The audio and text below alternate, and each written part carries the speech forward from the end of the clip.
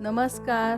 प्रियाज रसोई मराठीमध्ये आपले स्वागत आहे. नेहमी एकच प्रकारचा पराठा खाऊन कंटाळा येतो, त्यामुळे आज आपण पौष्टिक, हेल्दी आणि रुचकर असा पराठा बनवणार आहोत. आज आपण बीट पनीर पराठा बनवणार आहोत. चला तर मग पाहू त्यासाठी कोणकोणते साहित्य घेतले.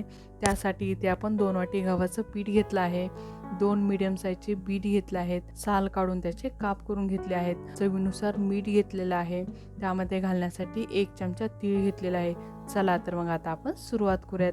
सर्वात आधी आपण बीट आहे ते वाफळून घेऊयात. त्यासाठी पॅनमध्ये बीट टाकून त्यामध्ये शिजण्यासाठी थोडंसं पाणी घालून घ्यायचं. तसेच त्यावरती झाकण ठेवून साधारणपणे ते 10 मिनिटं शिजवून घेऊयात.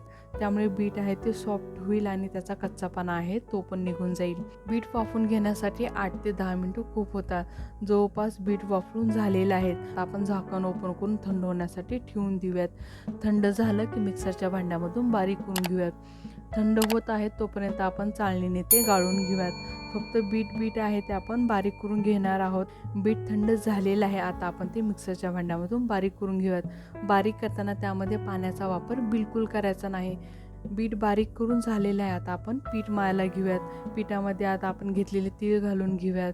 तसेच त्यामध्ये चवीनुसार मीठ पण घालायचं. पिठाला सॉफ्टपणा येण्यासाठी त्यामध्ये 1 चमचा तेल पण त्यामध्ये घालून घ्यायचं. त्यामुळे आपले पराठेही चवीला छान लागतात आणि दिसतात पण छान. हे सर्व त्यामध्ये चांगलं मिक्स करून घ्यायचं. पिठामध्ये घेतलेलं सर्व साहित्य चांगलं मिक्स करून झालं की तयार केलेली प्युरी आहे ते त्यामध्ये घालून घेऊयात. प्युरी आहे ते पिठामध्ये चांगली मिक्स करून घ्यायची. पीठ मळताना पाण्याची आवश्यकता पडली तर आपण जे साईडला पाणी काढून ठेवलं होतं त्याचा वापर करायचा. बीटरूटमुळे पिठाला चांगला कलर आलेला आहे. आपलं पीठ पण मळून तयार झालेलं आहे. पीठ भिजण्यासाठी थोडा वेळ ठेवून देऊयात. त्याला आता आपण तेलाचा हात लावून घ्यायचा. पीठ भिजत आहे तोपर्यंत त्यासाठी स्टफिंग तयार करून घेऊयात. त्यासाठी पनीर आहे ते बारक्या खिसणीने खिसून घ्यायचं.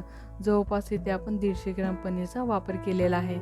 आपलं पनीर खिसून झालेलं आहे. आता आपण त्यामध्ये काही मसाले घालून घेऊयात. त्यामध्ये इथे आपण अर्धा चमचा गरम मसाला घालून घेतलेला आहे. चवीनुसार थोडंसं मीठ घेतलं आहे आणि थोडीशी बारीक चिरून ठेवलेली कोथिंबीर घालून घेतली. लहान मुलांना बनवत असल्यामुळे इथे आपण तिखटाचा वापर केलेला नाही. तुम्ही त्यामध्ये लाल तिखटाचा किंवा मग अजून काही मसाल्यांचा वापर करू शकता. सर्व चांगलं मिक्स करून झाले की आता आपण पराठा तयार करायला घेऊयात. एकीकडे आपलं पीठ पण चांगलं भिजलेलं आहे. आता आपण त्याचे गोळे तयार करायला घेऊयात. तयार केलेला गोळा आहे तो लाटायला घेऊयात. लाटताना त्यावरती थोडंसं पिठाचा वापर करायचा. पराठा बनवताना त्यामध्ये स्टफिंग भरून पण आपण हा पराठा लाटू शकतो. इथे आपली लाटी लाटून झालेली आहे. आता तयार केलेलं पनीरचं स्टफिंग आहे ते सर्व बाजूनी पसरून घेऊयात. पनीर सर्व बाजूनी व्यवस्थित पसरून झालं की एका साईडने फोल्ड करून सर्व बाजूने ते व्यवस्थित प्रेस करून घ्यायचं आणि अजून एकदा ते फोल्ड करून घ्यायचं आणि त्यावरती थोडंसं पिठाचा वापर करून पराठा आहे तो लाटायला घ्यायचा. आपल्याला आवडेल त्या शेपमध्ये आपण पराठा लाटायचा. पराठा आपला सर्व बाजूने लाटून झालेला आहे. आता आपण तो भाजून घेऊयात. तवा पण आपला गरम झालेला आहे. त्यावरती आता थोडंसं तूप लावून घ्यायचं. तयार केलेला पराठा आहे तो तव्यावरती भाजून घेऊयात. एका साईडने भाजून झाला की साईड पलटी करून दुसऱ्या साईडने पण तो भाजून घ्यायचा. तोपर्यंत आता आपण दुसरा पराठा लाटायला घेऊयात. पराठा भाजण्यासाठी दोन्ही साईडने आपण त्यावरती तूप लावून घेऊयात. अशा प्रकारे दोन्ही साईडने पराठा आहे तो चांगला भाजून घ्यायचा. पराठा भाजून झालेला आहे. आता आपण तो प्लेटमध्ये काढून घेऊयात.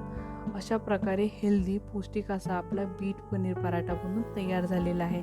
राहिलेले सर्व पराठे आपण तयार करून घेऊयात. लहानांपासून मोठ्यांपर्यंत सर्वच बीट खायचा कंटाळा करतात. त्यांच्यासाठी हा चांगला पर्याय आहे. पराठा हा लोणचे या दह्यासोबत खाण्यासाठी चवीला छान लागतो. लहान मुलांना डब्यामध्ये देण्यासाठी, प्रवासात घेऊन जाण्यासाठी पण छान आहे बीट पनीर पराठा. हा व्हिडिओ तुम्हाला आवडले चॅनलला लाईक करा, शेअर करा आणि सबस्क्राईब करा. धन्यवाद.